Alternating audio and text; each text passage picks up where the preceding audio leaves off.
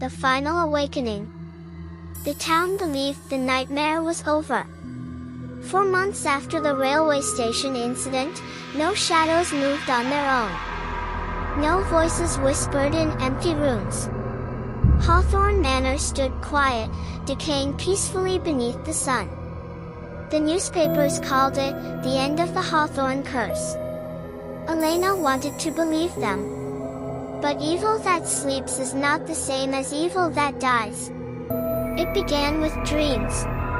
Every night, Elena stood in the manor's grand hall, alone.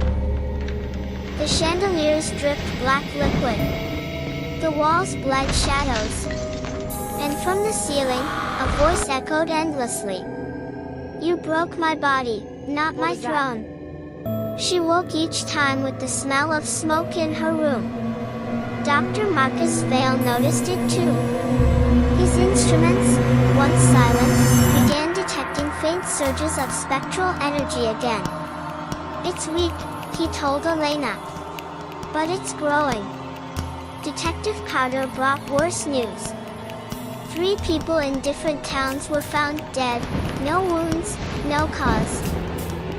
Their faces frozen in terror, their wounds coated in unnatural frost. The pattern was familiar. What was that? "The shadow is reforming," Carter said quietly. They had destroyed its physical form, but not its essence. Ancient texts revealed the final truth. The shadow had become something beyond a ghost or wraith. It was now a void spirit, a being that could exist without a host, feeding on fear itself. "It doesn't need bodies anymore," Marcus said. "It needs terror." And the greatest source of terror was Hawthorne Manor. The place that gave it birth. The place that could also end it. One final time. They returned to the manor at dusk.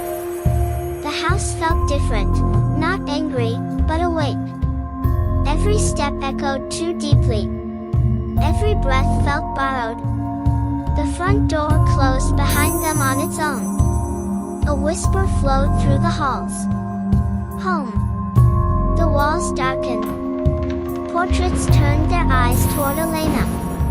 Sophie's ghost appeared at the staircase. "This is where it began," she said. "And where it must end." What was that? They descended into the deepest hidden chamber beneath the BAS, the shadows of Hawthorne Manor. The road to Hawthorne Manor was swallowed by fog, a pale ribbon twisting through dead trees and broken fences. Elena Hawthorne gripped the steering wheel as the mansion finally emerged, its towers cutting through the mist like black knives. She had studied this house for years in old records, but standing before it now, she felt the weight of unseen eyes pressing against her skin. The wind moaned through the iron gates as if warning her to turn back. Elena stepped out, lantern in hand. Thunder rolled overhead. The mansion was supposed to be abandoned, yet a faint light flickered behind one of the upper windows. "This is impossible," she whispered. The front door creaked open before she touched it. Inside, dust floated in the air like ghostly snow. Portraits lined the walls, their eyes dark and knowing. Elena's footsteps echoed too loudly, as if the house itself were listening. She raised the lantern and froze. What was that? A woman stood at the far end of the hall, pale and motionless. "Hello?" Elena called. The woman vanished. Elena's heart pounded. She told herself it was fatigue, imagination, but the air felt heavy, thick with memory. She moved deeper into the manor. In the library, she found a table covered in old letters.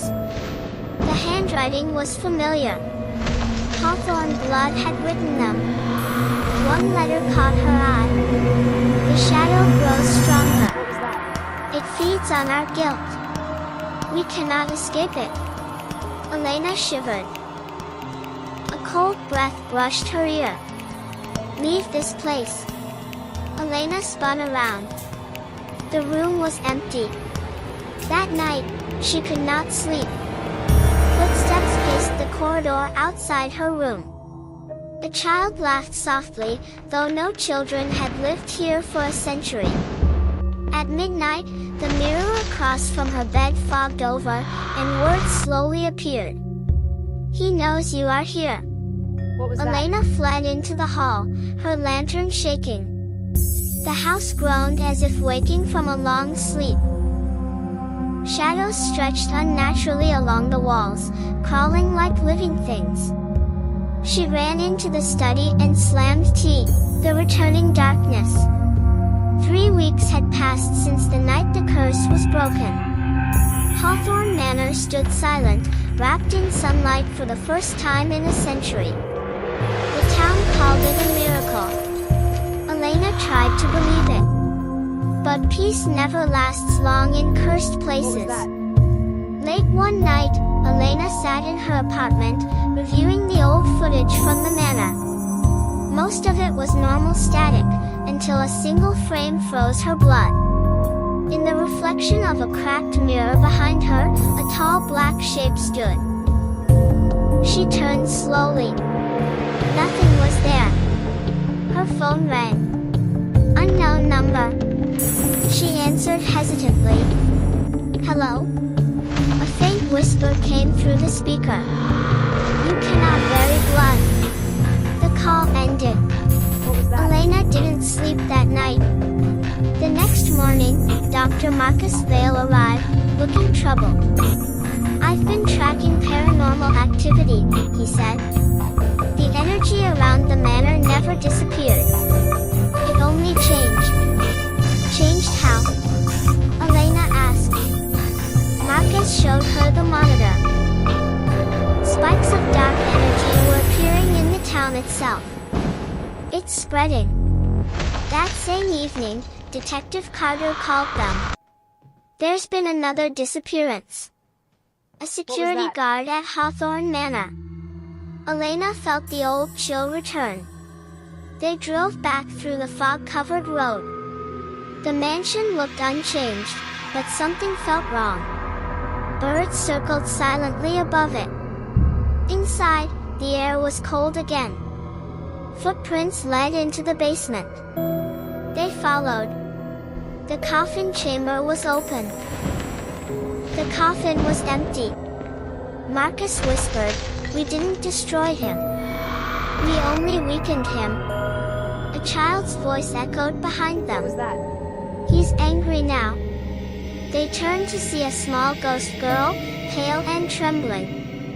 "He found a new anchor," she said. "A living heart." The lights exploded. A scream echoed from above. They ran upstairs and found the missing guard lying unconscious, black veins spreading across his neck. The shadow rose from the walls, larger than before. "You freed me from the house," it roared. "Now I walk the world." Elena stepped back. "We ended that? your curse." "Yo,